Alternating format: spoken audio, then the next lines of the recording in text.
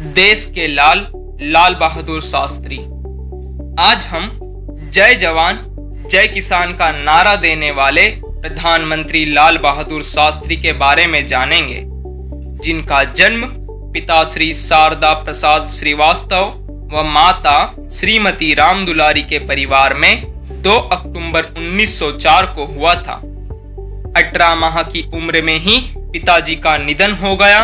मां ने उन्हें बड़ी ही परेशानियों से पाला।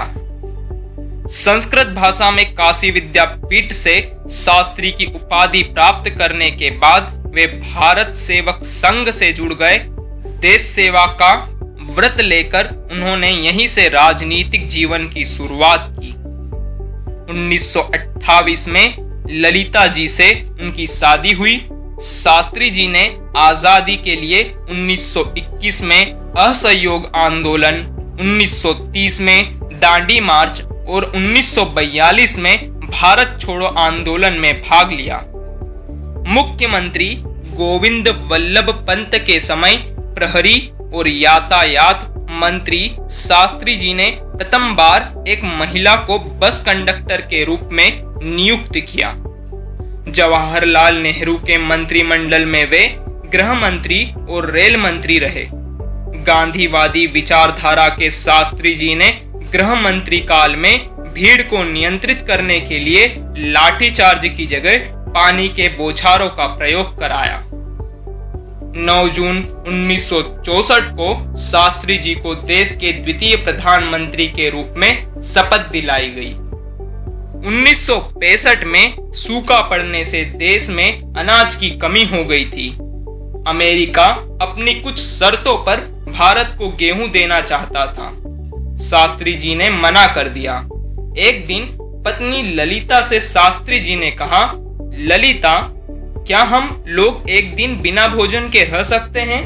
हाँ, प्रयास करते हैं। उस दिन घर के सभी सदस्य भूखे रहे तो शास्त्री जी को विश्वास हो गया। फिर एक सभा में शास्त्री जी ने कहा, हमें अनाज के लिए दूसरे देश के आगे हाथ फैलाने नहीं है। यदि हम सप्ताह में एक समय उपवास रखें तो आने वाली फसल तक अनाज बचा सकते हैं। मेरी सभी किसानों से अपील है कि वे किसी भी खेत को खाली ना छोड़े, कोई ना कोई फसल जरूर ले। हाँ, ये बहुत अच्छी सलाह है। हम सब उपवास रखेंगे। साथ ही शास्त्री जी ने कहा कि हमें अपने घरों के आसपास खाली जगहों में क्यारियां बनाकर सब्जी आदि उगाना चाहिए। उन्होंने अपने सरकारी आवास के लॉन में सब्जियों के बीज बोए, पौधे लगाए, किचन गार्डन की थीम बताई। उन्हें अन्नदाता किसानों से और देश रक्षक जवानों से बहुत प्यार था। शास्त्री जी ने एक सभा में कहा, देश की उन्नति के लिए मैं एक नारा देता हूं, जय जवान जय किसान। इसी बीच 1965 में ही पाकिस्तान ने भारत पर हमला कर दिया। शास्त्री जी से सेना अध्यक्ष ने कहा, सर, पाकिस्तान ने हमला तेज कर दिया है। आप देश की रक्षा के लिए युद्ध करें, हम आपके साथ हैं। इस युद्ध में पाकिस्तान को करारी हार का सामना करना पड़ा। पाकिस्तान पर विजय पाने के बाद शास्त्री जी को ताशकंद में एक शांति वार्ता के लिए बुलाया गया, जिसमें पाक के प्रधानमंत्री अयूब खान भी थे। समझौते पर हस्ताक्षर के बाद उसी रात 11 जनवरी 1966 को ताशकंद में शास्त्री जी का निधन हो गया। शास्त्री जी को उनकी सादगी, देशभक्ति और ईमानदारी के लिए पूरा देश याद करता है। उन्हें 1966 में भारत रत्न से सम्मानित किया गया था।